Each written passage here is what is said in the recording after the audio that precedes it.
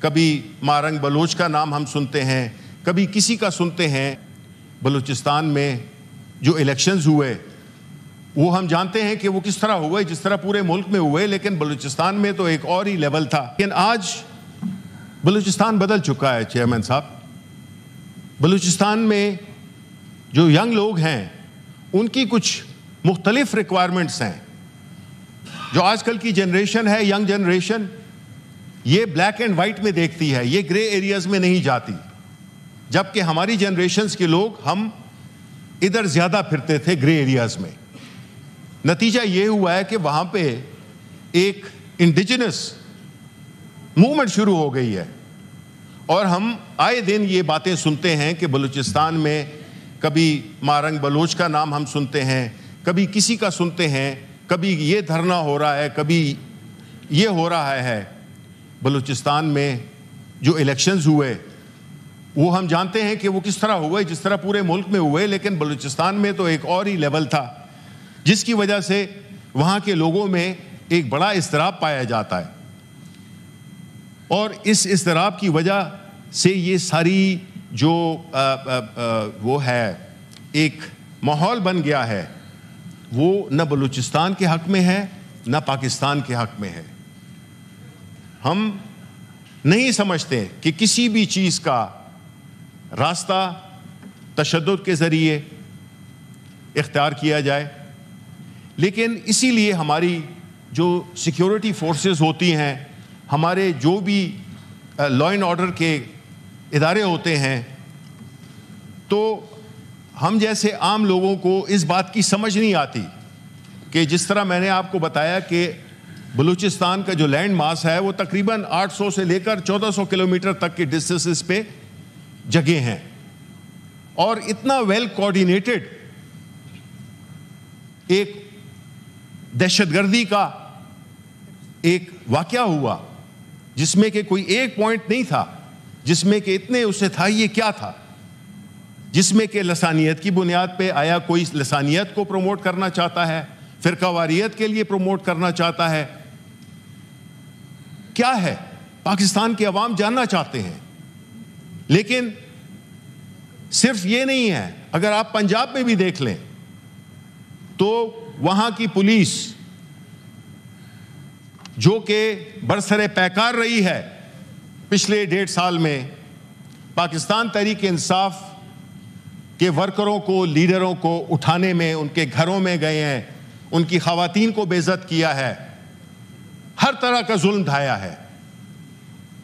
تو دوسری طرف جو کچے کے علاقے میں ہوا پولیس کے ساتھ، ہم اس کی شدید مذمت کرتے ہیں کہ پولیس جو جوان تھے ان کو لائک اے سٹنگ ڈک ان کو مار دیا گیا، اور جو آئی جی پولیس ہیں وہ ایک شخص کی برآمدگی پہ وہ بھی پتہ نہیں مختلف باتیں ہو رہی ہیں، وہ مبارکباد اور وہ لے رہے ہیں، کریڈٹ لے رہے ہیں۔ ہارڈ کور جو کہ آپ کی ڈیوٹی بنتی ہے وہ آپ نہیں کرتے۔ یہ بھی کسی کے بیٹے، کسی کے بچے تھے جو پولیس میں کہ وہ ہوئے۔ تو اس کا مطلب یہ ہے کہ یہ صرف بلوچستان میں اس قسم کا انٹیلیجنس فیلور آپ کہیں گے کہ اتنی بڑی لیول پہ ایک آپریشن ہوا ہے یا جو بھی اٹیک ہوا ہے اس کا کسی کو پتہ ہی نہیں چلا، یہ کیسے ہو گیا؟ یہ ہم کیسے مان لیں؟ ہمیں بتایا جائے۔ انٹیریئر منسٹر یا جو ہیں اپنے فارن منسٹر صاحب تو یہاں پہ بیٹھے ہوئے ہیں، وہ ہمیں بتائیں کہ یہ کیا ہو رہا ہے ملک میں۔ لا اینڈ آرڈر کی سچویشن اتنی بدتر ہو گئی ہے کہ جس میں کوئی بھی شہری اپنے آپ کو محفوظ نہیں سمجھتا۔ ایک وجہ جو ہماری سمجھ میں آتی ہے کہ ان واقعات سے جو بلوچستان میں ہوا، جو پنجاب میں ہوا، جو خیبر پختونخوا میں، اس سے تو یہ ظاہر ہوتا ہے کہ ان قسم کے حالات میں جس طرح کے سینیٹر کامران مرتضیٰ نے کہا کہ ایسے حالات میں اس ملک میں کون انویسٹمنٹ کرے گا؟ لیڈر آف دا ہاؤس یہ بہتر طور پہ جانتے ہیں کہ اکنامک پراسپیرٹی کے لیے، اکنامک سٹیبلٹی کے لیے کیا وہ ماحول چاہیے ہوتا ہے، وہ کیا ایکو سسٹم کیا ہے۔ بیٹھے ہوئے ہیں ہمارے فائنانس منسٹر بھی. اب پہلے تو میں ان کے ساتھ ہمدردی کرتا ہوں کہ وہ ایسے دور میں آئے جس میں کہ ایک ایسی حکومت کا حصہ بنے جو کہ لیجیٹمیسی سے سٹرگل کر رہی ہے. جس طریقے سے یہ حکومت بنائی گئی ہے ان میں لیجیٹمیسی نہیں ہے, اور یہ اللہ کا قانون ہے کہ ہر چیز کے لیے ایک طریقہ کار رکھا ہوا ہے. جن لوگوں کو, جن حکومتوں کو عوام کی سپورٹ حاصل نہیں ہوتی ہے وہ اکنامک 1000 سٹیپس لے لیں وہ کامیاب نہیں ہوگی. اور ہمارے فائنانس منسٹر کا کام کیا ہے؟ یہ نہیں کہ اپنے اورنگزیب صاحب, میں ان کو ذاتی طور پہ جانتا ہوں, انتہائی نفیس اور انتہائی کمپیٹنٹ آدمی ہے, بڑی زبردست بینکنگ کر رہے تھے. پتہ نہیں ان کو مجھ سے مشورہ کیا ہوتا تو میں ان کو مشورہ نہ دیتا کہ وہ سیاست میں آئیں. اب آئی گئے ہیں تو پھر ان کو یہ بھی سوچنا ہوگا کہ بینکر اکانومسٹ نہیں ہوتا. میں خود بینکر رہ چکا ہوں. بینکر ہمارے فائنانس منسٹر صاحبان جو کہ ہماری حکومت میں بھی بینکر تھے, پچھلی حکومتوں میں بھی بینکر تھے, ابھی بھی بینکر ہیں.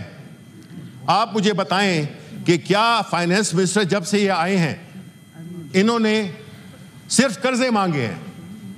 انہوں نے صرف قرضوں کو ری شیڈیول کیا ہے. یہ چاہے چائنا گئے ہیں, کہیں پہ بھی گئے ہیں, ابھی بھی جا رہے ہیں مڈل ایسٹ جا رہے ہیں قرضہ مانگنے کے لیے. ٹھیک ہے, تو یہ اس قسم کی اکنامک سچویشن میں ہم سمجھتے ہیں کہ یہ جو لا اینڈ آرڈر کی سچویشن ہے اس پہ ایک پوری تفصیل سے ایک گفتگو ہونی چاہیے.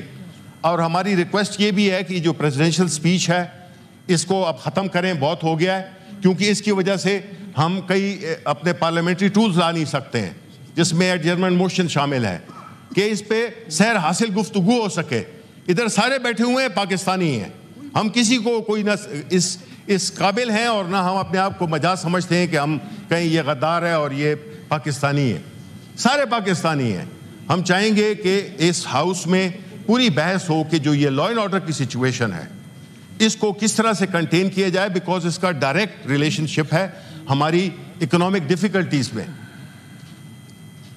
تو اس لیے میں آخر میں یہی کہوں گا کہ یہ ملک ہمارا ہے اور اس میں ایک ملک کی سب سے بڑی سیاسی جماعت, اس کو کارنر کرنے کے چکر میں قوانین بھی آ رہے ہیں, آئیں گے بھی, سختی کی جا رہی ہے. اس سے ملک آگے نہیں جائے گا, اس سے ملک صرف پیچھے جائے گا اور پاکستان کے غریب عوام ان کی حالت زار نہیں بدلے گی, بد سے بدتر ہو گئی ہے. تو اس پہ میرے باقی کولیگز بھی, میں چاہوں گا کہ سب کو, چاہے وہ اپوزیشن سائڈ ہو یا ٹریجری سائڈ ہو, بلوچستان کے ایشو پہ ہمیں گفتگو کرنی ہے کیونکہ یہ ہمارے ملک کا ایک بہت ہی اہم حصہ ہے. شکریہ.